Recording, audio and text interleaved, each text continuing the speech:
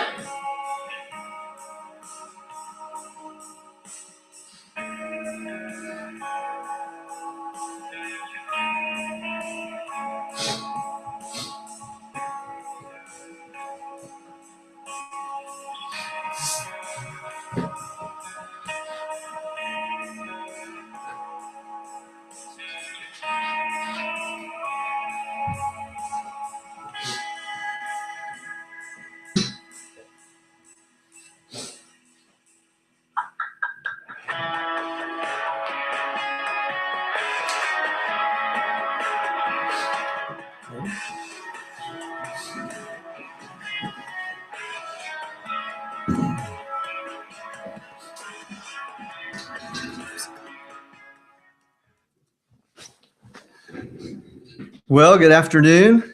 At least for most of you on our audience here, it's afternoon. This is Rob Whitmire, and I am COO of Church Fuel. And so we are coming to you live, which we really enjoy doing these live webinars. I'm a little bit about myself because you really haven't heard from me probably. This is my family. We've my wife Shelly and 3 boys. Our house is quite the ruckus right now. We've got 3 under the age of 7. But love it, every part of it. Church Fuel has been going for a while now. We're excited. We get excited about the local church. We get excited about helping church leaders. My job at Church Fuel is COO, and so right now I do a little bit of everything, but mainly behind the scenes, particularly a lot of the membership stuff and making sure everything hopefully runs smoothly. And so things like the chat box, which you'll see at the bottom of your screen. Ooh, the chat box. Yes, that's Michael who's joining us. And so the chat box, we'd love to have comments. We love your questions throughout. We'll do our best to kind of answer those, but particularly ask some questions. And so test it out. If you're on with us, I would love to know where you're watching from. And if you feel so inclined, even put your church in there so we kind of get a feel for who's there.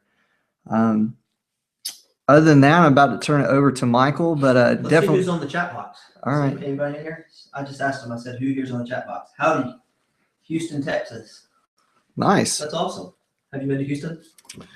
I drove through Houston once. I've been to Houston once. Howdy. I like how you said howdy. Well, how else would you I think? feel like that's how people in Texas talk. Ooh, the chat box. Another Texas, Burleson, Texas. Is there anybody here not from Texas? That's Yeah. That's key.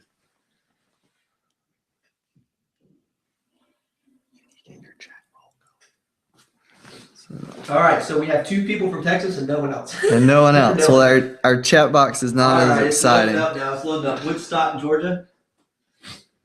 Hey, Matt from Centerpoint is here. Chillicothe, Pittsburgh, North Carolina, Missouri, Hazard, Kentucky. Mark Holmes. I'm pretty sure Mark just made that up. Hazard, Kentucky. I don't know if that's a real place. Spokane, Washington, where it's like 4 a.m.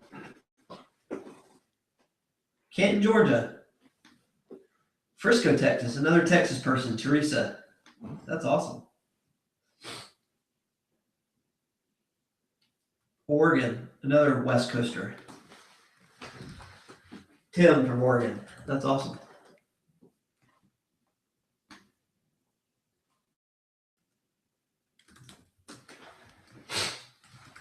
Do we have anybody from the Dakotas? That would be awesome if we had North Dakota or South Dakota. I don't know if they go to webinars up there. They're probably chopping firewood now, preparing for the next winter. Which may be tomorrow for them. Tomorrow.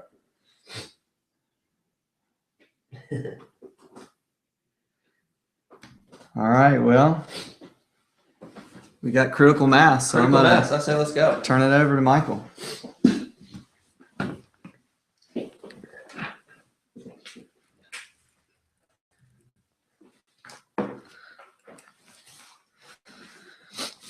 All right. Well, thank you everybody for joining us today from wherever you are watching all around, all kinds of states. We've got Nevada, California, Georgia's here, California again, Virginia, Minneapolis, Oregon, Texas, California, some more Virginia, Kentucky is here, Missouri is here, Kansas City, North Carolina, Pennsylvania, Ohio. Those were in reverse alphabetical order, or in alphabetical order, actually. Woodstock, Georgia's here, Texas is here. That's awesome. So thank you guys and ladies so much for joining us today on the webinar. I know, listen, it is an honor to have you here, because I know there's a lot of things you could be doing. And for those of you who are not senior pastors, those of you who might be on staff, somebody might say there are a lot of things you should be doing. However, you are here with us on the webinar. And so my goal for you today is to make this insanely practical, to make this useful for you. I'm going to give you lots of ideas, lots of resources, some strategies that you can implement in your church. And so the title of today's training is called An Introduction to Healthy Church Systems. And when I made that slide, I thought, man, that is boring. I don't even know if I would want to attend this webinar, because that is a boring title. So I made a new title called Stop Screwing Up the Normal Stuff. And this is an insanely practical training that sounds a little bit more fun, because today on the training, we're going to talk about some very ordinary, very normal things that don't get a lot of press, that don't get a lot of attention. They don't get a lot of budget. They don't get a lot of stuff, but they make such a huge difference in your church, because the things that you do every week and every day and every month, those are the things that impact and touch the most people in your community. And so I'm really excited about that. There is a picture of my family. You met Rob and his family just a minute ago, and I'm so lucky to be able to work with people who are smarter than me. In fact, probably that's the number one leadership lesson I would give you, is work with people who are smarter than you. And if you do that, they will make up for a lot of things. And so Rob actually runs a lot of the show around here, and you saw his family there. This is my family, my wife, Jenny. We've been married for 16 years, and then we have 3 kids. This picture's about a year or so old. Lauren, who is 13. Emma, our middle child, is about to turn 10. And then Matthew is 8. He loves sports. And so that's my family, and I'm just so blessed. I saw a tweet from Andy Stanley the other day, and he said the most important vision casting he ever did was at the dinner table and bedtime. And I can relate to that, because for those of you that have a family, you know that's an important group of people to pastor and to lead. And so if you're on Twitter, or if you're on the Twitter, I would love for you to reach out. If you've got any questions, comments, feedback, you can hit me up at mlukaszewski, and I'll leave this up for a second, because I know nobody knows how to spell that on Twitter. And so if you're on Twitter, I'd love for you to follow. I share some things also. Also, you can follow Church Fuel on Twitter as well. And as we move throughout the day, for the next 45 minutes or so, if there's some interesting insights or some quotes or something that really speaks to you, I'd love to hear that. I'd love to know what connects. That really does help, and really do appreciate that feedback. And so, as Rob mentioned earlier, our organization is called Church Fuel, and we love it. We love getting to serve pastors. In fact, just yesterday, I was with a pastor just outside of DC, and with the staff, and working with the team up there. And so we're so blessed to be able to do what we do. Our mission is to just provide insanely practical resources to move your church forward. And so what we do is really all about what you do. It's all about your church and helping you. Some of the ways we do that as we get started is we provide resources. We've created some courses. I'm going to let you know about one of those courses at the end of the webinar today. And so if you don't care about it, it's going to be at the end. So that's awesome. So you could just hang up. But I think you should care about it, and I'd love for you to hear about it at the end. But we also create some resources, lots of courses. One you'll hear about today, but we're working on courses right now to help churches with email marketing, with social media, with getting guest-friendly, creating a guest-friendly environments. We've got a course in the pipeline for groups, and all kinds of courses that really dive deep onto certain topics. And then we do coaching and consulting. I just mentioned I was with the church one-on-one with myself and a team of people just outside of DC just yesterday, and it was awesome. And so that's kind of what we do at Church Fuel. But today is some free training, and I'm really excited. And I want to tell you how I got started, how I got kind of started on this, because my background is actually in youth ministry, and youth ministries or youth pastors are not known for being the most organized people in the world. And so my background, a dozen years in youth ministry, of leading student ministry, and it didn't really lend itself to systems and strategies and processes. And I thought all that kind of stuff was for the accountants, and that was for the the finance committees and the executive pastors and the administrators. And, I was a youth pastor. I wanted to teach and lead and hang out and do that kind of stuff. But when we planted a church outside of Atlanta back in 2005, 2006, and the church grew very quickly, I very fast, it didn't take me very long to realize that we needed some systems and processes. And the thing that kickstarted my thinking was this book. And this book was called The Checklist Manifesto. And as you can see on the screen, it was a New York Times bestseller, How to Get Things Right. And it was written by a doctor. And I'm going to save you the time because the book itself, it was the first 30 or 40 pages. It was one of those books where you got the gist of the book in the first 30 or 40 pages. But it really, really, really, it made a big impact, those first few pages. And in the book, he tells this story. He kind of begins by talking about why highly skilled, highly educated people get things wrong. And he basically said there's two kinds of problems. There's knowledge problems, and then there's systems problems. And in fact, some of the most educated, practiced, smartest people, they don't have a knowledge problem, right? Because they have got PhDs, and some examples he gives in the books are doctors. And he himself is a doctor.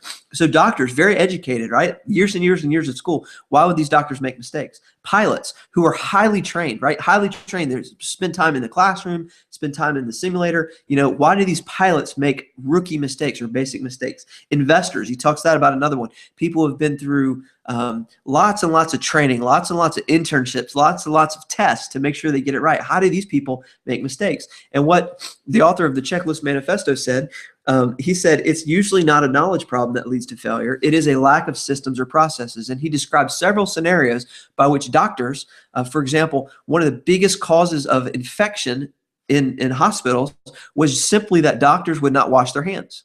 Now, that's not rocket science, right? That's not brain surgery, literally not brain surgery. But what happens is because there were so many things that the doctor was thinking about, they would forget this basic, very basic, not complicated step, not washing your hands, and that would lead to infection. And so what they found is that as hospitals and patient processes begin to create more checklists to literally make it step by step by step by step, not because the doctor was dumb, but because the doctor was busy. Not because the doctor wasn't educated, was precisely because the doctor had done this so many times they didn't want to skip important steps. And so I realized that pastors also could fall into this category. A lot of times pastors are educated. We preach every week. We do the same thing every week. And it's not that we don't do things out of a lack of knowledge. Knowledge is typically not our problem, but it's systems and processes that can often be our downfall or be our problem. So I read this book and I was like, that's it.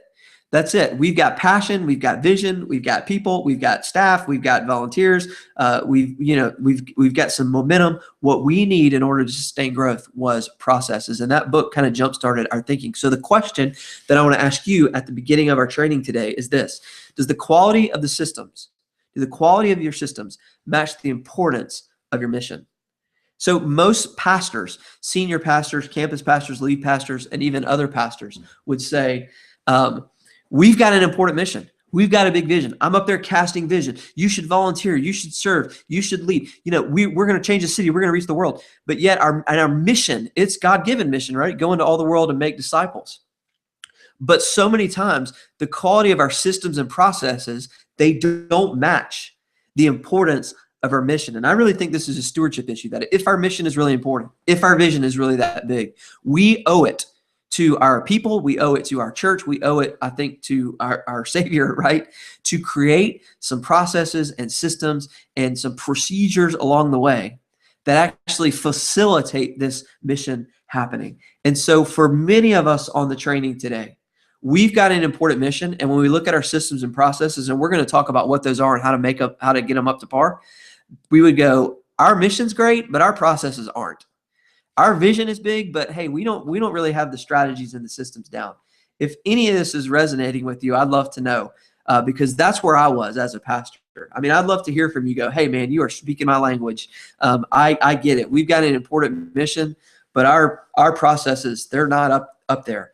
And so that's where I was as a pastor. Important mission, big vision, lots of people that we can motivate to do stuff, but we were going in so many different directions because we didn't have systems and processes. Now, so what I want to do today is I want to walk you through kind of an introduction to systems. And here's the questions that we're going to talk about. We're going to talk about what a system is, We're going to talk about some of the biblical basis for this, because I'm not just making this up. We're going to talk about why we need them and some of the benefits that you're going to experience in your church when you work on some of this stuff. And then we're going to talk about how to actually create them. And I'm going to give you a step-by-step process for how to create these systems in your church.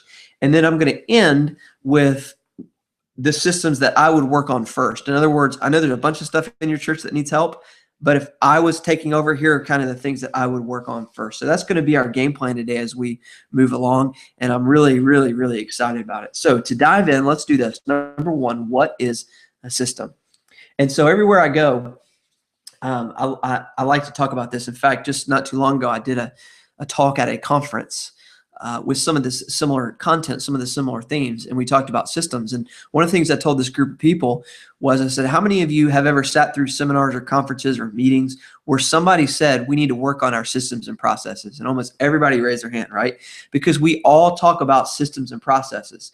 We all talk about how, yes, we've got this vision. Yes, we want to reach our community yet, but we know we need work in this.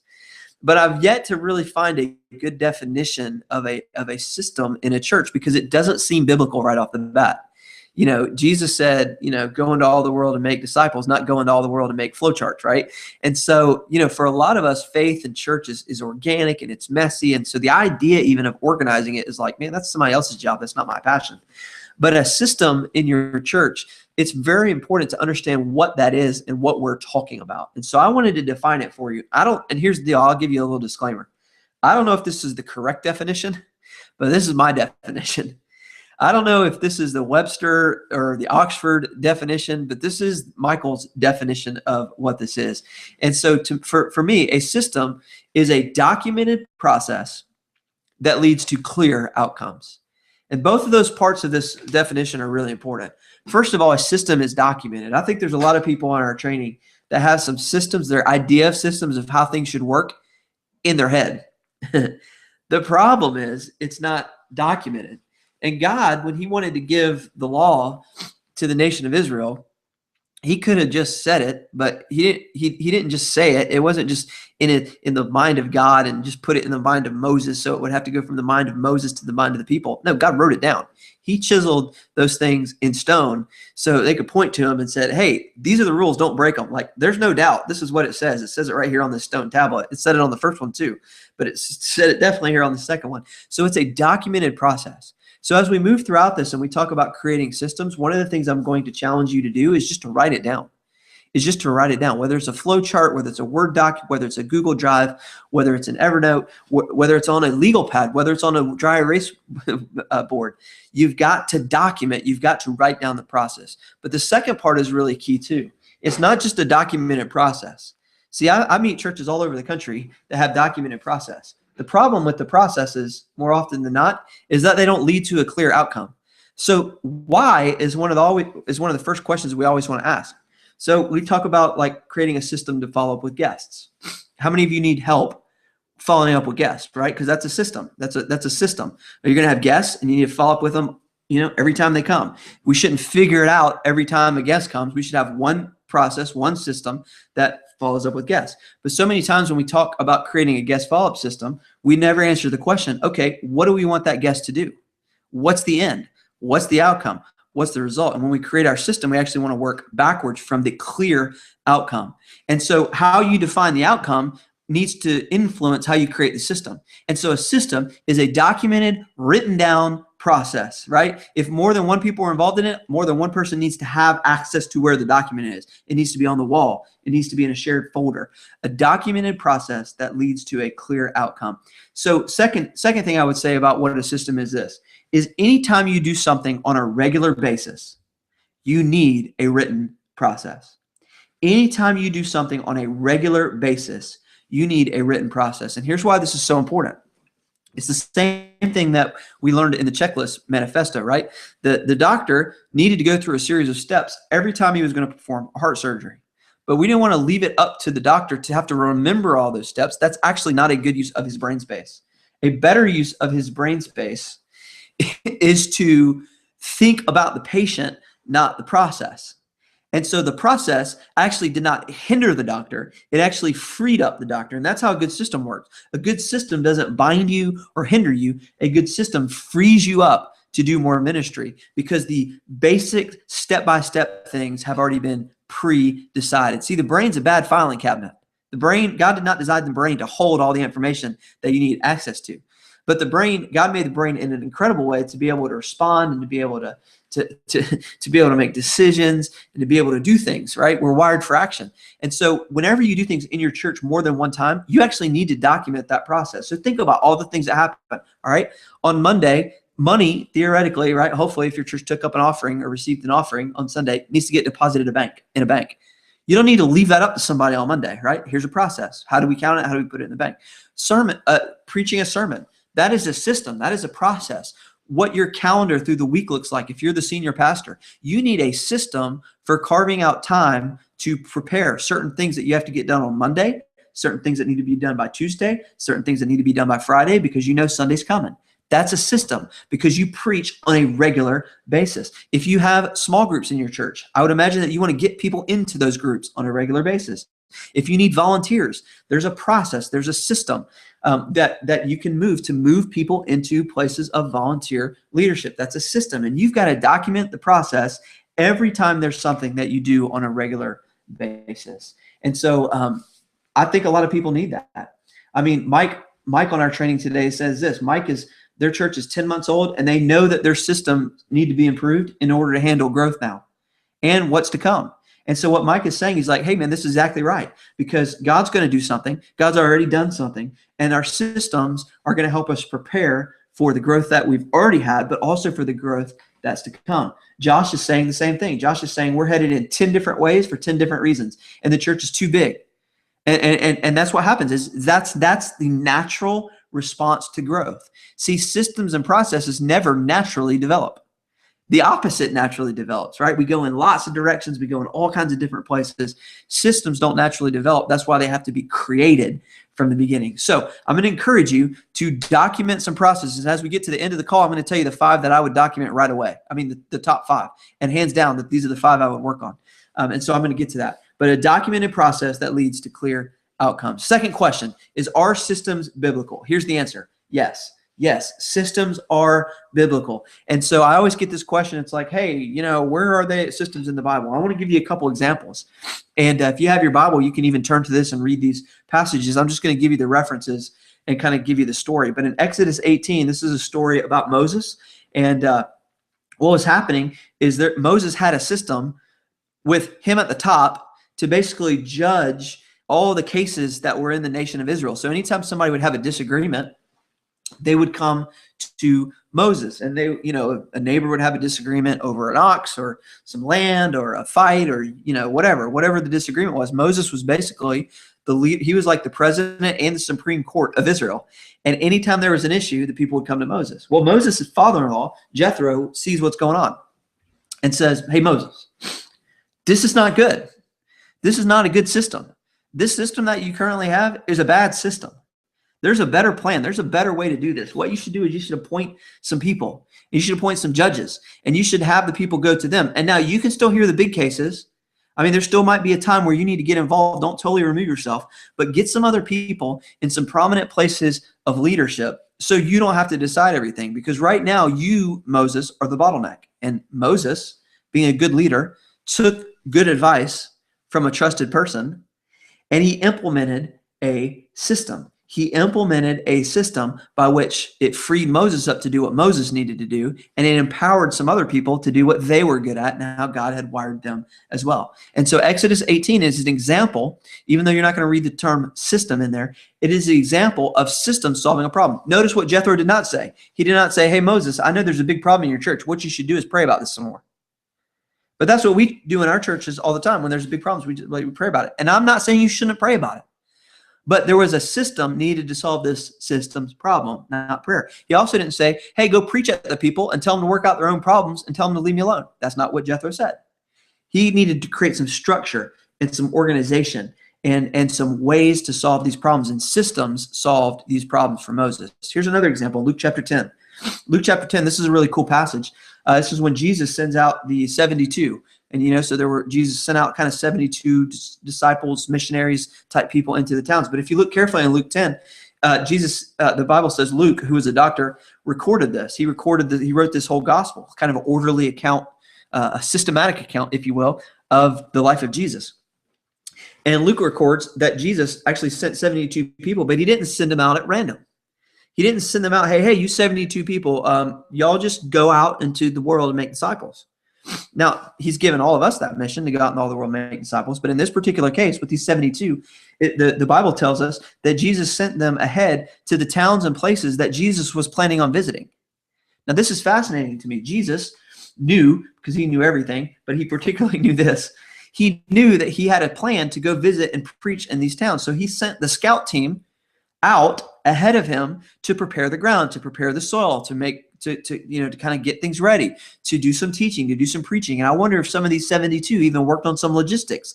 Hey, when Jesus arrives, he's going to need a green room with, no, I'm just kidding. But they went ahead. But Jesus sent them out strategically to the places that he was going to visit. What is that? That's a system.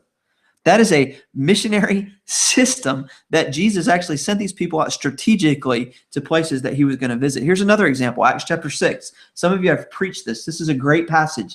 For those of you who need more volunteers, this is a great passage to preach. Because Acts 6 is the choosing of the 7. And this is the story of the widows. If you remember the story, the widows were complaining that they were getting, the Hellenistic widows, the Greek widows, were getting overlooked in the daily distribution of food. And so this early church, right, these early Christ followers, these early Christians, they were, distributing food. And these Greek widows came and complained. And they said, hey, well, the Jewish widows are getting food and they're running out and we're not getting any. And so they complained. And what was interesting is the apostles didn't just say, y'all stop complaining. Y'all stop complaining. I mean, just be thankful. No, that's not what they said. What it says is that they got among themselves and they said, listen, this is a legit complaint. This is a problem that needs to be solved. How are we going to solve it? And it says that they chose 7, they laid hands, they sent them out, they took care of the food, they set up some systems, they set up some processes. Here's how this food's going to get to the right people. Here's how we're going to deal with this. And I love the end of that story. It says that at the end of the story, you would expect to say, so the widows were happy and they stopped complaining. But that's not what it says. It says, so the gospel increased and the gospel went forth. And so here in this case in Acts 6, the apostles didn't just preach their way out of the problem. They didn't just pray their way out of the problem. They actually got together. They had a meeting. They created a course of action. They appointed some leaders. They got some people. They prayed over them. They sent them out. Problem was solved. But the result was that the gospel was advanced. And so that is a really, really, really important thing to understand, that healthy systems actually lead to healthy churches. Now, it's not just healthy systems. There's more to it, but healthy systems can lead to healthy churches. So that's number 2. Let's talk about number 3. Actually, at this point, I forgot to say this. Systems are for our benefit, not God's. I always get this question from people. It's like, well, God can do anything he wants to do. Why do I need a sermon writing system? I mean, the Holy Spirit can just inspire, and I can say, or why do we need a system to get volunteers? When God calls people to do stuff, they'll just be ready to do it. Sure, absolutely. The healthy systems that I'm talking about, they're for your benefit, and they're for my benefit, not God's. See, I need the help. I need the plan. See, a calendar is really a planning system. A budget is really a financial system. I need this because yes, God can do whatever he wants. He can bless, he can work, he can do whatever he wants to do. But me, I can't do that. I don't have that ability. I don't have that wisdom. I don't have that knowledge. So I need these systems. So these systems are for our benefit and not God's benefit. So question number 3, why do we need these systems? Why do we need these systems? And this is, we're going to kind of start turning the corner a little bit to help us kind of put some of this stuff in action. So why do we need systems? Here we go. Good systems make good disciples. Good systems make good disciples. Good systems, listen, they don't just make your life easier. They don't just make ministry easier. No, good systems make good disciples. And so we talked about in Acts 6, the result of this kind of feeding system, this result of this, ministry breaking bread system, so that the apostles could devote themselves to the teaching of God's word and other people could handle the food. It wasn't because the food was important and the preaching was more important. It was both things were important. They both need to be done by people who were good at them. And so good systems resulted in the gospel going forward. And in your church, when you implement good systems like the ones we're going to talk about today, those systems need to lead to making good disciples. So let's talk about some of the benefits of good systems. What's going to happen in your church when you create good systems? First of all, good systems are going to solve problems. Now, in the church that I helped start, I was part of a team that helped start a church and led it for about 5 or 6 years, and it was awesome, and God did some amazing things. Systems problems in our church are often disguised as people problems. This is what I realized. And so we had these problems in our church. Now, our church grew very fast. Grew very fast. As some of you, if you're leading a fast-growing church, sometimes people are envious of that, to be honest. Like, man, they're growing so fast, it must be so easy. But those of you who are leading growing churches, right, be honest and kind of coach the rest of us up. Those problems don't go away in growing churches, do they? In fact, growth often uncovers big, big, big problems. Good systems, when you implement them, actually help solve those problems more so than preaching can. Now, I heard this from my pastor for the last few years, Andy Stanley, and he said this at a conference one time. And the first time I heard it, I was so irritated because I didn't want to believe it. But he actually said that you can't solve systems problems with more preaching. Now, when I heard that, I was a preacher. That's what I did. I talked for a living. And so I hated that. I hated that quote. I was like, no, that's not true. I mean, you open up the Bible says God's word's not going to return void. You just preach the word. You just preach the gospel. You just preach, and that's it. So Andy said, preaching, more preaching, better preaching, tougher preaching, harder preaching, more biblical preaching, more relevant preaching, pick an adjective. Those won't solve your problems. In fact, more vision won't solve your problems, he said. And because I was, kind of came from this vision world where it's like, man, if you need more volunteers, it's like Cast Vision was the answer for everything. It was the new Sunday school answer of church planning in the 2000s. What's the solution to this? More vision, right? And so every time we would have a problem in our church, I'd try to throw preaching at it and vision at it. Preaching at it and vision at it. Let me preach hard. Let me preach better. Who's preached on this? But I need to preach that sermon, this sermon. I need this. I need that. A vision. This vision. Oh, if you just understand the vision, we got to cast bigger vision. We got to cast more specific vision. Preaching and vision. Preaching and vision.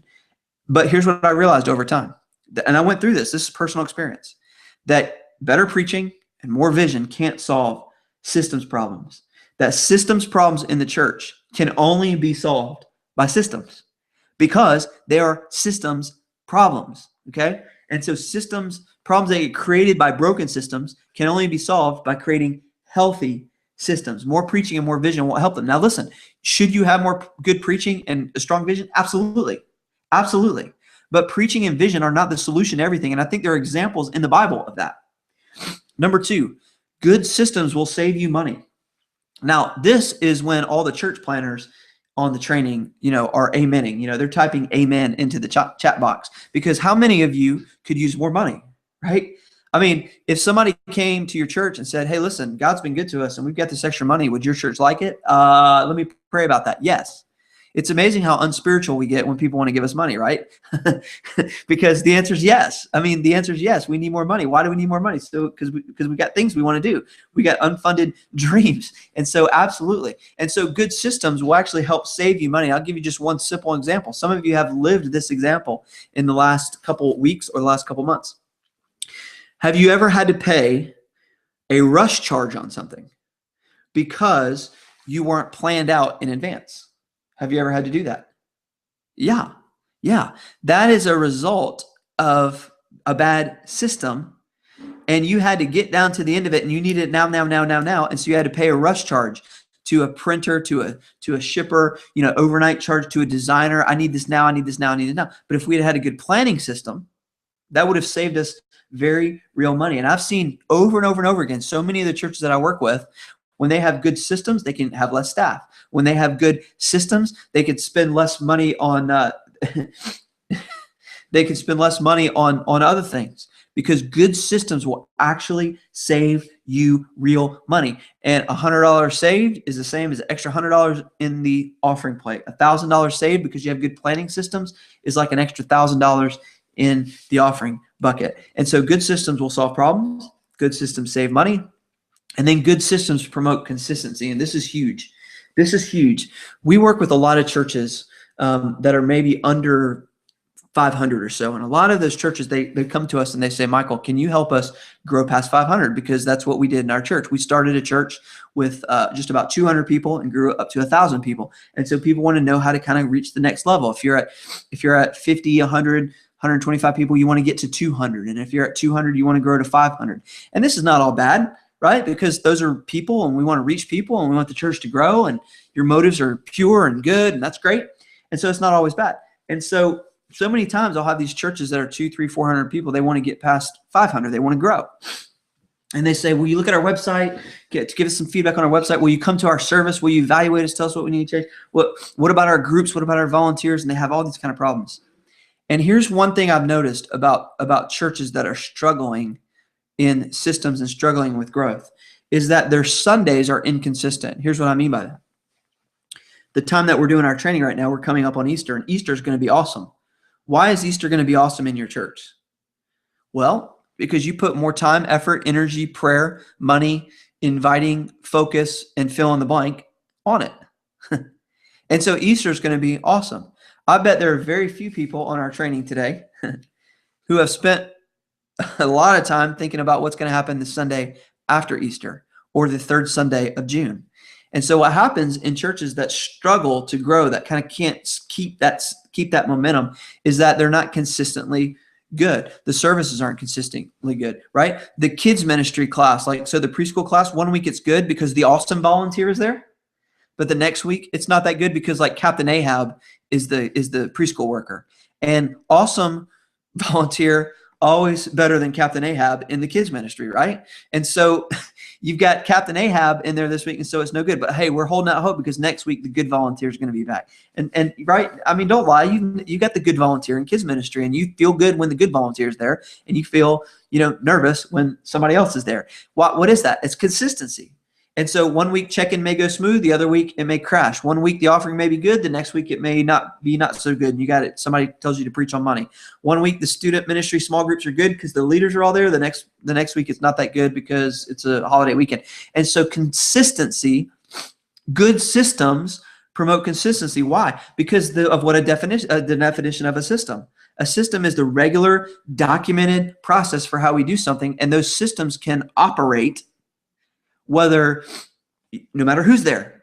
And so the more we work on our systems, the more consistent we get. And that consistency actually leads us to growth and sustainability. I saw a quote from my friend Tony Morgan at the Unstuck group. And if you need a church consultant, I mean, we do consulting, but I also recommend Tony and his group all the time because, I mean, nobody's better. Tony said this on his blog recently.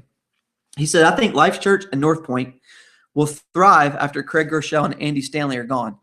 People love to talk about the megachurch pastors. Like, what's going to happen after the megachurch pastor? What's going to happen after the megachurch pastor is gone? What happens when Andy's gone or Craig's gone, or how's it going to work? Video, blah, blah, blah, blah, blah.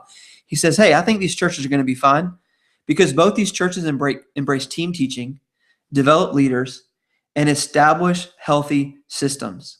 Many large churches lack all three. And look at what Tony says. He said they got team teaching. So it's not all about the senior pastor. And as a North Point member for the last several years, I can attest to that. They develop leaders. I mean, man, just amazing leadership development happening in both of these churches that Tony talks about. But then they establish healthy systems. And I've had the opportunity to look under the hood and see behind the scenes on some of these things.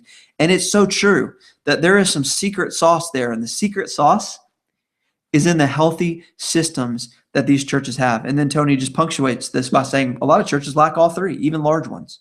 And so if you can work on your systems, then you can really, really, really solve a lot of problems. Now, I want to talk about how to create systems. So you're like, all right, Michael, I'm sold. We need them. I get it, man. I told you this 30 minutes ago. I mean, I typed it in the chat box. Like, I need the systems, It's like Arby's. We have the meats. It's like, we need the systems. All right. So you can kind of dial in right now if you want to get out open up a Word document, open up a Google document, get out a notepad, because I want to give you the 5 steps to create a system. And this is really the 5 steps to create any system that you want to create in your church, or you need to create in your church. Now, when I get to number 5, I'm going to tell you which 5 systems I think you should create first. But right now I want to tell you the step-by-step 5 steps to create a healthy system in your church. And so when you do this, you got a couple options. You can work hard, and here's what you got to do. All right, 5 things. Number 1, because we're going to work hard on this. Pick one, choose a leader, have a meeting, take baby steps, and repeat. Pick one, choose a leader, have a meeting, take baby steps, and repeat. So let me unpack these for you. So if you want to create a healthy system, the first thing I want you to do is to pick one. In fact, the homework for our training today is for you to pick the one system that needs work. Now, which system should you pick? I would pick the system, the program, the process, or whatever, that has the greatest potential to influence the most amount of people. So a lot of times, the system that you need to work on is not the one that is causing the greatest pain, but it's the one that's influencing the most people. So it's not about the pain, it's about the people. So if there's a system in your church that has the ability or has the potential to impact a lot of people in your church, pick that system before you pick the one that is going to impact a fewer amount of people. Now, I know, because we live in reality, right? We live in reality that there's one of you, maybe there's a few people on staff, maybe you're understaffed, you don't have enough people, there's not a lot of leaders. I mean, people aren't beating down your door going, hey, pastor, I got a whole bunch of free time, what can I do? No.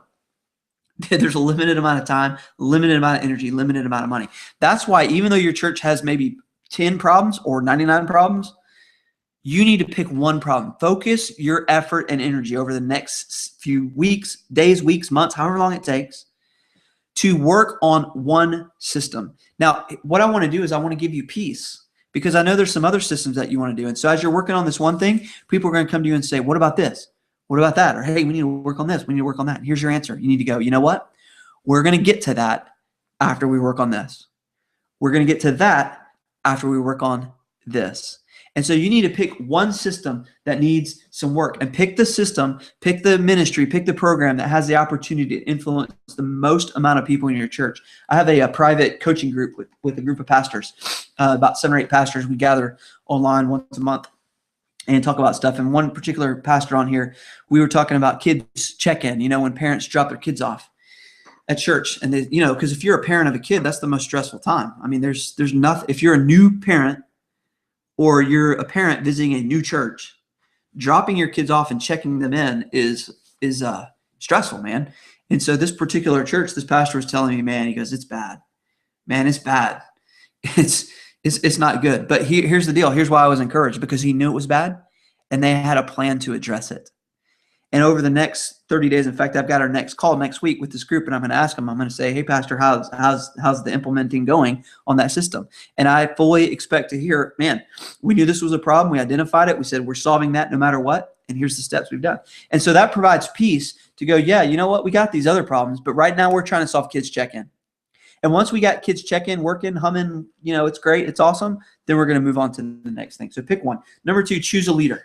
Choose a leader. The number one reason initiatives fail inside church is because there's no leader. Now, notice I said leader, not leaders. If you have 2 people in charge of something, nobody's in charge of something. It's like emails that are CC'd. If you ever send me an email and you CC somebody else on the email, I'm going to delete it because I'm going to assume the other person is going to do it. And guess what the other person is going to do? They're going to delete it, assume I'm going to do it. And so when you've got a challenge that you're trying to solve, a system you're trying to create, pick a leader. Now, you may need to be the leader. Somebody on your staff may need to be the leader. A volunteer might need to be the leader. But one person needs to be like the SWAT team leader for creating and implementing this system. Now, lots of people can be involved, but one leader needs to make it happen. Somebody needs to go, if this works or doesn't work, it's on me. Don't try to solve a problem without appointing a leader, because it'll just become everybody's problem. And if it's everybody's problem, it's nobody's problem. And so choose a leader. Number 3, have a meeting. Okay, you have a meeting. You get together. So you've got the system you're trying to solve. You got a leader. You invite a few people that have ideas, opinions, solutions. I've noticed there's 2 kinds of people in meetings. There's people that like to raise problems, and there's people who offer solutions. Invite solution people to your meetings. You already know what the problems are. So if you're going to invite people that are just going to identify more problems, just save yourself the headache. Just don't invite them. Invite solution people to meetings. But you have a meeting and you talk about it and you say, here's the problem. We're going to get together. We're going to pray about this. We're going to meet about it. Bring your ideas, bring your strategies, bring your solutions. Let's write it down. Let's take some notes and have a meeting. You can't solve this systems problem with email. Please hear me on this. You cannot come to this training today and then fire off a bunch of emails to staff and volunteers and think you're going to solve problems. Get together. Get in a room with a whiteboard. Get online on a Google Hangout if you need to. Face-to-face, computer-to-computer, screen-to-screen, have a meeting about the problem. Don't try to just send a bunch of emails around. You can't lead effectively through email. You get together and say, the purpose of this meeting is we're going to create the system, XYZ system. Okay. Number 4, take baby steps, right? You may need a lot of work on this system, but I want you to say, what can we do in the next 30 days? What can we do in the next 2 weeks? What can we do now? What's the first step? What's the next step? If you look at the whole problem and go, oh, we got nobody in groups, and how do we get people in groups? Okay, start with how do we get people in one group? Or start with, hey, we've already got some groups. How do we make the groups we've got great so that we can share their stories and their successes and their influence? Take baby steps. Take baby steps to go, what can we implement right now? And then number 5, once you're implementing, once you're rocking and rolling, once things are going well, moving in the right direction, you just repeat, you start over. And you go, okay, guys, what's next? What's the next system that we need to create? So let's say you pick one and solve one system for a month. That's what we're kind of doing in the systems course. We're working on one system a month. And people say, well, what about this? What about that? What about that? We're going to get to it. Right now, we're focused on this. And when we get this done, we'll be able to focus on that. So pick one, choose a leader, have a meeting, take baby steps, and repeat. Now, remember I said there's 2 ways to do it. You can work hard or work smart. You can work hard, you can work smart. I actually think that's a lie here, because I need you to work hard and work smart. I have seen, and I personally, listen, I have failed in this area. So I want you to understand that I'm not speaking to you today from a position of, hey, I figured this out, now learn from me. I'm speaking to you from a place of, hey, I've messed this up, now learn from me. Please don't make this mistake. I made the mistake of trying to import systems into our church that were designed for another church. And it doesn't work that way, because the systems that work in another church are tailored, are customized, are unique to that church, because that pastor is unique, that staff is unique, that people is unique, that community is unique. And so a lot of you have tried to download other resources and download things, and people talk about this. They're like, hey, just download this, just plug and play. Just download this and just use it. Just find and replace and change their church name to your church name. And I've been guilty of doing that. I've been guilty of doing that from the user standpoint of just going, hey, let me get this. What's Saddleback doing? What's New Spring doing? Oh, here's what this church does. And then just changing it and making it my own. And it doesn't really work. And you know why? And hey, I've done that on the sales side of things. Like, hey, just get this, just use this. And that doesn't work, because it's unique to that church. So you've got to work hard, but I also want to encourage you to work smart. And you should, in that meeting that we just talked about, you should go, hey, we're not the first church to have this problem. We're not the first church to have these problems. So the problem that you're facing in your church right now, other people have figured it out. And it would be very, very smart of you to not copy what they're doing, not download what they're doing, not import what they're doing, but to learn from what they're doing. And so I want to encourage you to borrow, not steal. And I'm telling you, I've seen it. I see churches that have their mission statement is like word for word another church's mission statement. And I always think, did that church not have a mission statement? I mean, did a group of people not get together and pray? They just saw a mission statement on another website and like, this is our mission statement. That's no good. That's stealing. That's not allowing God to work in and through you. That's trying to copy and paste what God's doing in another church. I mean, so we've got borrowed mission statements. We're downloading curriculum. We're preaching other people's sermons. We're doing all this kind of stuff. And we're like, why isn't God uniquely blessing us? Well, there's nothing unique about it. We're cut and paste from all these other churches. Now, what you should do is to borrow, to learn, to lean on what other people are doing. Because how a problem gets solved in one church, there are some principles there that you can learn. But if you just try to shortcut by downloading and by cutting and pasting and sticking it in your church, it will not work. But if you download, if you tweak, if you use, if you go, hey, this is what God's doing at this church, how will it work in our church? And you really pray through it, and you really work through it, and you really think through it, and you really lead well through it, then God will take what's working in other church and contextualize it for what's working in your church. And so there's a lot of great things that are happening in churches all over the country. In fact, that's one thing I love about my job. I get to see what God's doing at so many churches around the country. And we should, because we're all on the same team, learn from each other. But we should borrow and not steal. Now, I'm going to take a sip of my Coke here because I want to get to number 5. And I want to talk to you about the 5 systems that I would work on first. And the reason I wanted to kind of end with this is because I wanted to just kind of be real practical. I want to just try to be real practical and say, here are some systems I think you should work on. And the heart behind this question comes from a question I heard from Andy Grove when he was I think the CEO of Intel. Intel makes the computer chips. This is back in like the 80s or 90s.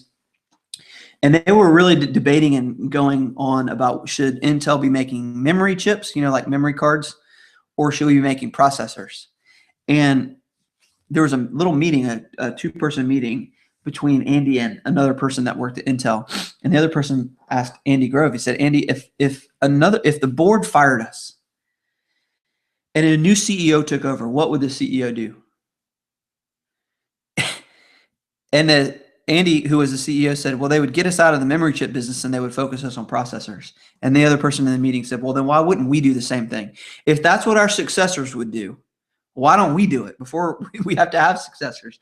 Why don't we do this? And I love that succession question because it frames it up for us to go, hey, if somebody else took over in your church, right? Because you're in it.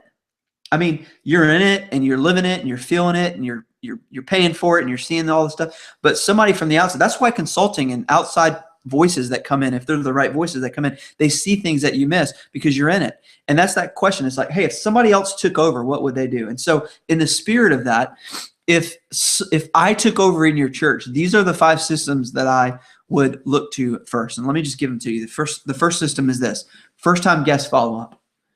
First-time guest follow-up. That's one of the first systems I would work on. In fact, it would be the first system I would work on. I would work on the first-time guest follow-up. That's why in our course that I'm going to tell you about in a minute is the systems course. It's the first system we deal with because I believe it's the most important. Here's what I know. God is going to send guests to your church. First-time guests are going to show up at your church this year. Maybe they show up by accident. They think it's a different church. But somebody's going to invite, family's going to be in town. First-time guests are going to show up at your church. How well are you stewarding that? And so most churches I know do something, right? They send a letter, they send a postcard, they do a phone call, they do something. But I want to encourage you that there's so much more that you could do. You can use automated email. You can use personal touches. You can timeline it out. You could say, what do I want this first-time guest to experience for the next 90 days after they visit our church for the first time? What's the goal? How do we get them to become a second-time guest? How do we get them to become a fully involved participant in the mission of this church? And if you think through that, and if you work on that, and if you flow chart it out, then you can really begin to make some really, really strong progress there with first-time guest follow-up. First-time guest follow-up. That's the first system I would work on, because in faith I would go, God, I believe you're going to send some people to visit our church, and we want to be good stewards. When they come, you get to decide, right? When these guests come, you get to decide what their experience is going to be like. You get to work on that. You get to own that. That is a hugely important system. That's why we made it number 1 in the systems course. Second thing I would work on is this: service planning. A few minutes ago, I talked about consistency. I work with so many churches, and their services are just planned willy-nilly. It's almost as if we use the Holy Spirit as an excuse to be lazy. Well, I don't need to plan this because, the Holy Spirit's in charge. Well, yes, the Holy Spirit's in charge, but you're standing up on the stage and you're the one preaching, and you're the one leading worship, and you're making the announcements. And we move through our services with a lack of energy, with a lack of focus, with a lack of thinking about it in advance. But yet every week, let's just say you have one service a week, that you have 52 times a year to create memorable, moving, spiritual, intentional a service to make good use of that time that people are coming and they're sitting in your service, to plan that service, to plan how you open it, to plan what you say, to plan what you sing. I would get really, really intentional about planning your service. For some of us, the reason our services aren't very good is we don't involve people in it. But there are people in your church who God has gifted. Man, God has gifted them to plan and to create and to, to think and to dream. And you could tap into some of those people. You go, well, we don't have a bunch of worship leaders, and we don't have a video team, and we don't have a bunch of creative people. Yeah, you could just sit down with some volunteers and say, how can we do Sunday better? How can we do the weekend better? How can we make our services better? Here's what I've realized about service planning. Most of the stuff that we can do in our services is free to fix. And we whine and complain about how people aren't showing up. People want to talk to me about advertising. How do we do Facebook advertising? And how do we get on Google? How do we do Google AdWords? And how do we use social media? The honest to God truth is that a lot of churches shouldn't be worried about those things yet, because you can spend all this money on Facebook and Google and advertising and postcards and direct mail and all that stuff. And when people come, it stinks. So plan some great services, and then let us help you with the Facebook and the social and all that kind of stuff. Service planning, that's a system I would work on first. Here's another one, volunteer recruitment. In fact, in our systems course, this is the third thing we talk about. In fact, we've got a live training tomorrow on recruiting volunteers. Now, there's a lot in volunteer ministry, but I would get real small and I would get real compact here and go, I just want to talk about volunteer recruitment. How do we get more people to volunteer and serve in this church? I mean, does your church, yes or no, do you need more volunteers? Yeah. In fact, I've never had a church say, we don't need any more volunteers. God, please stop sending us people. Hey, no one volunteer. No, we always need volunteers. I don't care whether you have 10,000 people at your church or 10 people at your church. You probably need more volunteers. And this is something that you're always going to need. So if you're always going to need it, doesn't it make sense to create a system around it? And I would create a 3-part system around volunteers. And the first part of that volunteer system would be recruit. How do we get more and new volunteers? Because tell me if this sounds true, right? You've got the same 20% of the people in your church doing 80% of the work. You got the same volunteers that volunteer for 2, 3, 4, 5 things a week. And you know what's going to happen. 6 months from now, they're going to say, Pastor, we just need a break. We just need a break. You ever heard that? We just need a break because we're tired. The reason that they're tired is because they've been serving in 5 different places. And the reason they've been serving in 5 different places is because it's not a good system for volunteer recruitment. And so that's why I would work on that. And I would flow chart it up and I would go when, where, how are we going to do this? Team meetings is the 4th thing I would work on. Team meetings. Church meetings are some of the most miserable, time intensive, joy killing things that happen in church. Can I get an amen on that, right? Because we have these meetings and we're just meeting. We're going to have a meeting. Let's have a meeting. I don't know how should we solve this problem. Let's have a meeting. Now, I know a few minutes ago I told you to have a meeting on something, but that was a meeting with purpose. Some of us participate in meetings with no purpose, and we have meetings just because they're on the calendar. But if I was you, I would work on a meeting system, and we're going to talk about this in our systems course, a meeting system by which you gather the right people for the right topics. See, a lot of times we get the wrong people on the wrong topics and we mix it together and no wonder nothing works. But I've got a lot of thoughts, and I've seen this work in churches when they get a handle on what kind of meetings should we be having and who should be in those meetings and how often should they meet. That's a meeting system, and it's the 4th system I would work on if Andy Grove and you left and I took over. And then the 5th thing I would work on is planning. You know why? Have you ever said this? I've said this. I said this just the other day. So again, I'm preaching the choir. I said this. Man, that thing just stuck up on me. That thing just snuck up on me. And the reality is nothing snuck up on me. It was there all the time. The reality of that statement is I am not prepared. I was not prepared for that. It did not sneak up on me. I slept on it. And so annual planning is something that I would work on, that I would step back and I would look at the whole calendar and go, okay, what are we going to do and when are we going to do it? Listen, I know this is not like, this is not advanced. This is not like seminary 401, but a calendar is your friend. Just repeat after me. The calendar is my friend. The calendar is my friend. And some of you, if your church is just chaotic and it's just running in all these different directions, hey, here's what I'm going to advise you to do. Just forget about the next 3 months and just start planning, but start planning for 3 months from now forward. Just sacrifice the next 3 months on the altar of confusion and just take one for the team and go, you know what? We're just going to be crazy. But starting, 3 months from now it's going to be more strategic. And so these are the first 5 things I would work on. Now, I wouldn't necessarily, I would do first time guest follow-up first. Absolutely do that first. The other 4 I would shift around, but I would work on about 1 a month for the next 5 months until I got these things humming, until these things were working. And then after that, I would move on to the next one. Now, remember a minute ago how I told you that you could work hard, you could work smart, that you should borrow but not steal? Here's what I want to encourage you to do. Start. Just start. Just start. We talked about baby steps, picking a person. We talked about all this already. You don't have to do this alone. This is what I want to encourage you with today.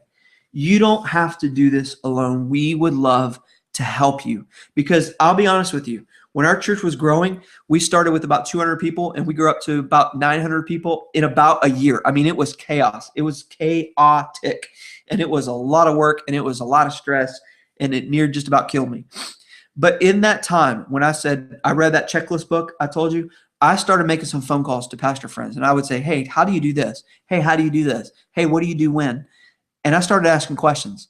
And I had some people come in and help us create some of these systems. And I don't believe I could have done it alone. In fact, we had a team. They helped create it. I didn't do it alone. But we got our church organized. And so I've taken all that I've learned, and I am pouring it into this thing called the systems course. And here's what I've learned from being a youth pastor to being a church planner and senior pastor for 5 or 6 years to now 4 or 5 years working, consulting with churches all over the country. I've taken everything I've learned about systems and I've poured it into this product. Now, you can absolutely hire me. I would love to come work with your church. It's expensive. This is way less expensive, and it's everything I know on this topic. And so I created this, and our team, Rob, you met Rob at the beginning of our webinar, are working hard on this, and we're so proud of it. It's called the Systems Course. And here's what I know will happen if you sign up for it. Number one, you'll have a guide. You will have a guide through this stuff. I would be honored. Listen, I would be honored to be your guide. I worked with a pastor named Stephen out of Elevate Church. In fact, Stephen and I are hanging out tomorrow. He said this. I worked with him for 5 months. He said, there's no way to overstate the impact Michael's coaching had on my ability to coach and develop my staff. His systems have helped me make it so simple. And I love that. I'm so grateful for Stephen. And God is growing that church. And I'm not saying he's growing that church because I've helped with systems. God's growing that church, and they have created some really good systems. They've reorganized some staff stuff. It has been a really, really, really good thing. It's been awesome to see. Here's some tweets that I've just got just recently, just from the last couple of weeks. Robbie said this. He spent 3 months with Church Fuel coaching and has not stopped growing ever since. Man, I tell you what, when I saw that, I was like, that is awesome, because it's what it's about. The church is growing, not just in size, but man, that church is doing some awesome stuff. Freedom Church in South Carolina. Brandon said, thank you, Church Fuel. Just completed how to have better church services. That's part of the systems course. He said, talk about insanely practical training. And Brandon should get a prize for using insanely practical. That was awesome. Shannon just sent this email. Shannon is a lady who is leading in her church. She says, we are loving this training.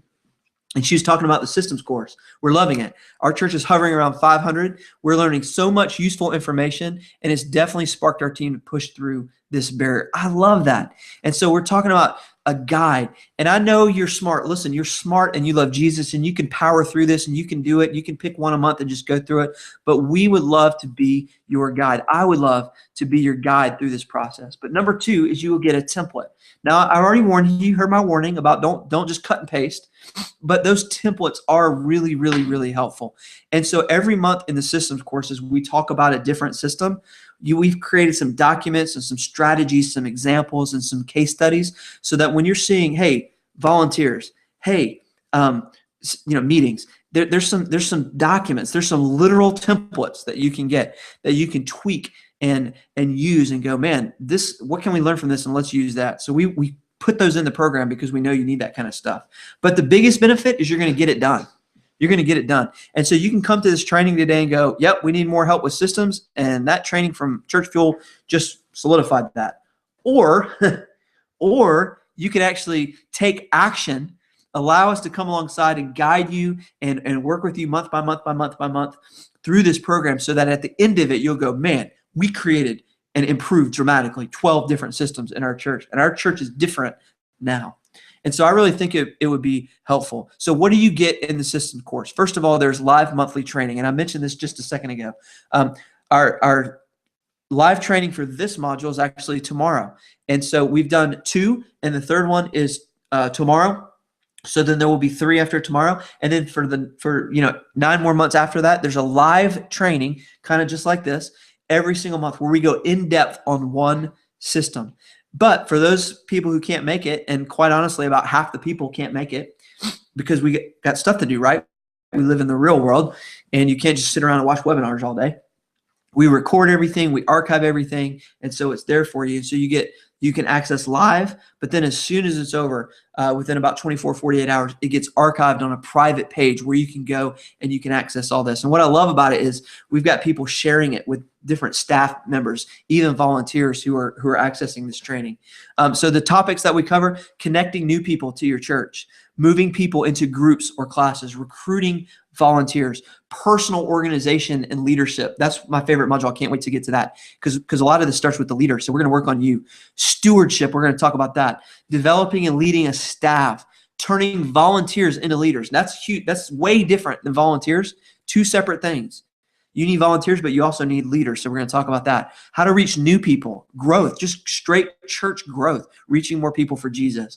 Planning church services. I told you that was one of the systems I would work on first. We're going to dive into that. We'll show you how to do that, and then how to create a ministry calendar. Those are 10 of the 12 topics. There's a couple more that we'll get throughout the year. So we're going to do that training. So the second thing you're going to get is insanely practical resources. And so every month when we do the coaching, we do the training, we also give you the resources to go along with it. And so there's audio, there's video, there's written stuff, there's flow charts, there's processes. For example, for the guest follow-up process, I created a flow chart and I give you the original file so you can move it around and tweak it and customize it for your church. And I think it works really, really, really well. So we give you those documents each month so that you don't just know what to do. We actually give you the documents and the tools so that you can do it. Here's this. I just took a screenshot of kind of the first 3 months of the course content. And literally this is all the files. And so we basically take all these files and we upload all these files to a private membership website.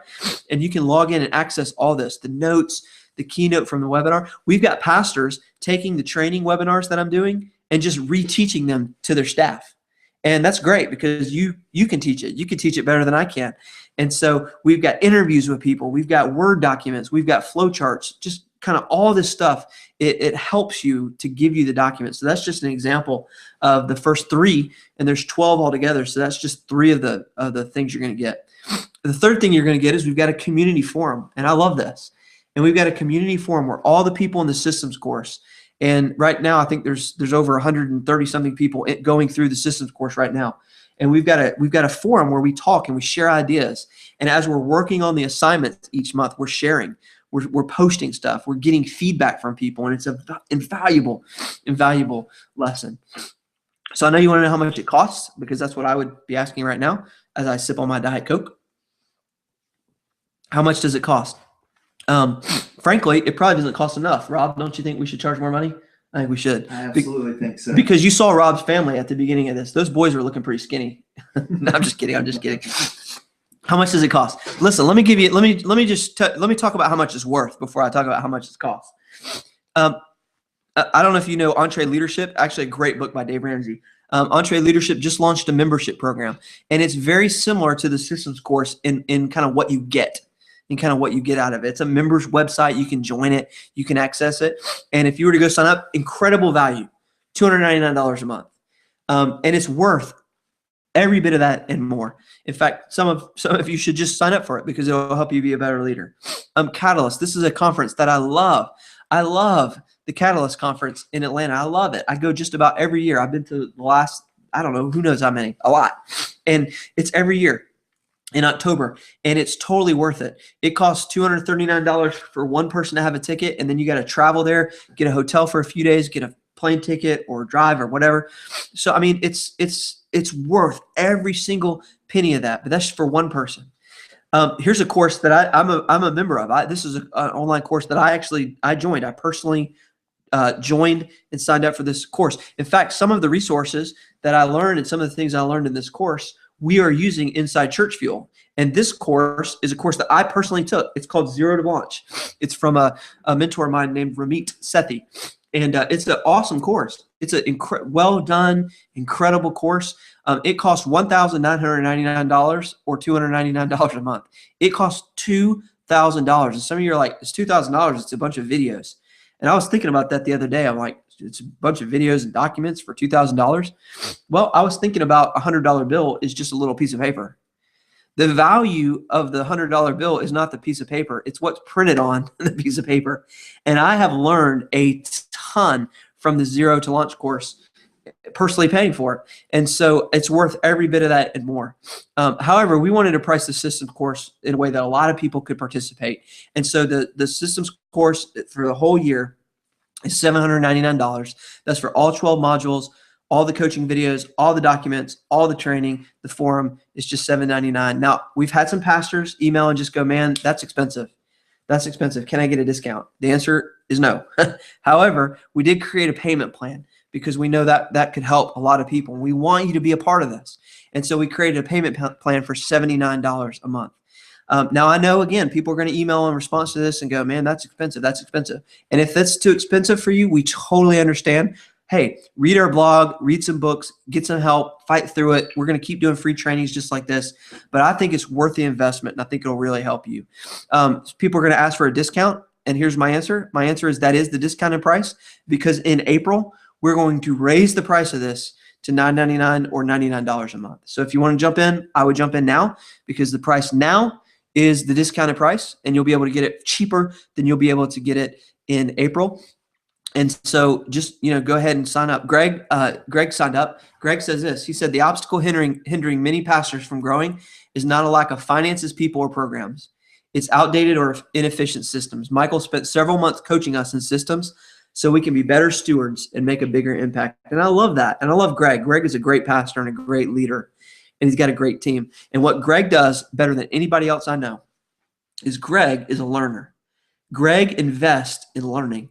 And because he invests in learning and he takes that learning back, he brings it back to his staff and his team, their church is growing. They're about to do a capital campaign and raise some money and build a new building.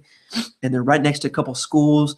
And they're doing an incredible, incredible job reaching that. So if you want to jump in, you can do a couple things. First of all, the first thing you can do is you can type in churchfuel.com/systems, and that'll take you to a different page. And on that page, you'll see more about the program. You'll see the different topics that we're going to talk about. You'll see the button that you can buy now. If you want the monthly option, you got to scroll all the way down to the bottom of the page. It's almost hidden. That's just the only place we could put it. All the way down at the bottom of the page, it has the monthly option. And so you can click that. You can sign up for the monthly option. All the other buttons on the page are for the one-time price, which is cheaper overall. So if you do it one time, it's a little cheaper overall. Or if you're watching this video on the page right now, there's a button to the right and down below that just says enroll in the systems course, and that takes you to this page. So I would love to invite you to be a part of that, to follow along, and I think it would be a really, really, really helpful, thing for you. And I believe it would help your church in a massive way, because I believe that when you work on systems problems, the church gets healthier, and the church gets better, and the church can reach more people for Jesus. So with that being said, the official time of our webinar is over, but I'm going to hang out, and Rob's here too. And if you've got questions in the chat box, I would love for you to ask them. You can ask questions about what we covered in the content, or you can ask, no kidding, I need some allergy meds. That's what Raymond said. I agree. I'm taking allergy meds, Raymond, like a lot of them. And so no kidding.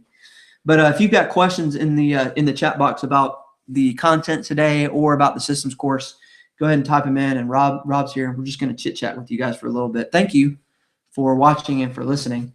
And so what you guys got? Here's a question. Dale, just came on staff. Lead pastors already purchased the course. Looking forward to tomorrow. What time, and do I get an email like I did? Yes, Dale, you should get an email when you sign up for the systems course. Isn't that right, Rob? Yes, your lead pastor probably gets it. So shoot me an email, rob@churchfuel.com, and I'll make sure that you are on the list. And then Noreen asked about anyone in Canada. I am almost 100% sure that we do have a couple churches in Canada. Earlier, Michael, we had a good question about who drives the systems from the onset. What are your thoughts? Yeah, I think it's really important that the senior pastor be, if not in the driver's seat, definitely in the passenger seat, definitely in the front seat, not the back seat. I've seen a lot of church division actually come along when a staff person who's not kind of empowered tries to create and lead a lot of change, and it doesn't really work that well. But I think it's really important that there be a clear driver. So it could be the senior pastor, it could be another staff member, it could even be a volunteer. But it's very important that the person driving it has the authority, whether it's bestowed on them or given them or, laying on hands or whatever, informally or formally, whatever. Somebody that's in charge definitely needs to be driving that. Dale a little earlier asked about thoughts on the growth track from Church of the Highlands. I love the growth track from Church of the Highlands. Chris Hodges is one of the most systematic leaders I know, and I mean that in a good way. He is a great leader. So the growth track from Highlands, I'd actually encourage all of you to check that out if you're looking for a way to intentionally move people from kind of an attender to a fully involved participant. I mean, they basically do the 101, 201, 301, 401 growth track. I mean, it kind of takes me back a little bit to Rick Warren's baseball diamond thing. And so fantastic program. I really, really like Pastor Chris and Church of the Highlands out of Birmingham. And I think everybody ought to check that program out. It's really, really good. And here's what I love about it. It's clear. It's very clear. If you're a new person, the first thing you do, 101. And they talk about that in all the different ways. And so remember when I talked about a system needs to be is a documented process that leads to a clear outcome. The growth track at Highlands has a clear outcome. And so that's what I love. Keep those questions coming in. Here, I think Mike asked a question here. Let's see. When it comes to first-time guests, we're just about to begin giving gifts who share their information. What would you recommend that we include with what we offer them? That's great. I love guest gifts. In fact, I think we did a post. Didn't we do a blog post on that, Rob? A while back. If you go to churchfuel.com and go to the blog and just search on the blog, maybe about a month ago or so, we did a blog post called Gifts for First-Time Guests.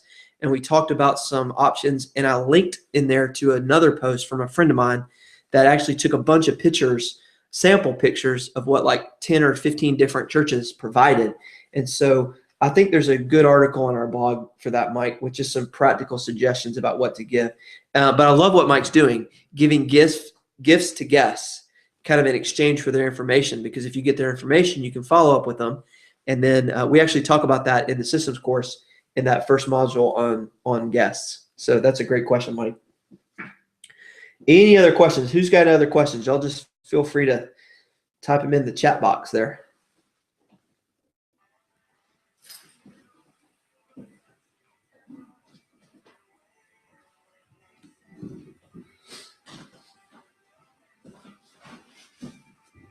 I can turn music on. No music? You don't like the music? I like the music. All right, I'll turn the music off. All right, we're going to give it another few seconds here for some questions.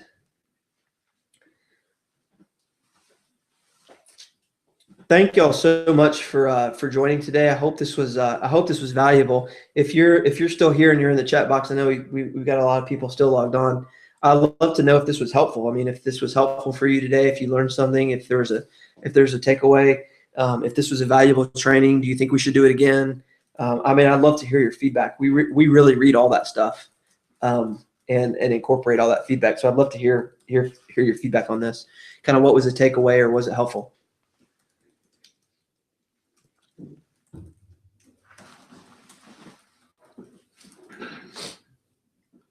Tim says, thanks for sending out the free docs in your emails. You're welcome, Tim. I appreciate that. I really work really hard.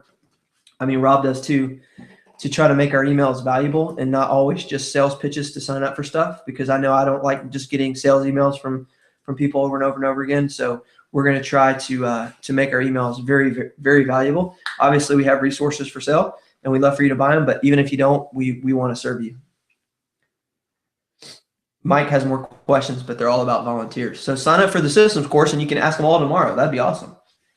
After a product is purchased and paid in full, then what happens from there? Do you have to repurchase? No. Once you purchase the systems course product, it's yours. And so you get if you buy the systems course, you'll get immediate access to the 2 modules that you kind of missed, And then you get all the future modules till it's all done. And then when the program is done, you're going to have a login and a unique password that's unique to you. So you'll have it's just like buying any other product. It's yours. And so you'll be able to buy them. And we ask for you, we encourage you to share them within your church. That's just all we ask, is please don't share them with other churches. So if you want to share them with, your staff or key volunteers or elders or leaders, that absolutely, other campuses, absolutely. We just ask for you not to share them like with your denomination or, post them on a website somewhere. I mean, this is basically our business. And so, but we kind of operate on the honor system. So you'll have continuous access to all the training, all 12 of the modules. The ones that haven't happened yet, obviously will be live, and then you'll continue, but you'll get past access. So your library kind of keeps on building until you've completed all 12 modules, and then you'll just have access to that forever. Dale says, hugely helpful in the process of creating first impression team. I love that, Dale. Awesome first impression team. Matthew asks, who do you suggest be in the meeting to decide what systems to start with? I think that's a good question. I don't know who you have, and so it depends on who you have. If you have a kind of a small staff, it may need to be a kind of a joint decision. Definitely, I think the pastor needs to be involved in that. Key staff people need to be involved in that. And then I would always try to involve the people that the system affects. So if you're working on, let's say, kids check-in, I mean, you want some kids people in that meeting as well. So the people who are involved in executing the system, if they're involved in creating the system, they're going to buy in more. Nobody wants somebody to come to them and say, hey, we figured out your system. Here it is. There's no buy-in. So if you want the people to execute or implement the system to be excited about it, you need to involve them in the creation process. Don't just hand it to them. So, all right. Well, I'm going to go take some more allergy medicine. I don't know how many you can mix before it gets unsafe.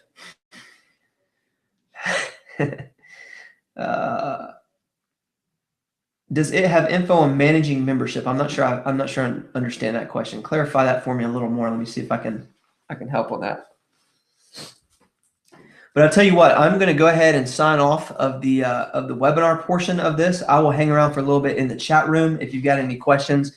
Thank you again for being here, for watching. We'll send the replay link out to everybody in case you missed it, and you can go back and watch it or share it with some different people on your team. Again, love for you to jump into the systems course, churchfield.com/systems, and would love to keep serving you there. If not, we'll keep sending you some free stuff and hopefully helping you, and we're here when you need us. So I hope you have a great week. We have a great weekend and a great week leading up to Easter. So God bless.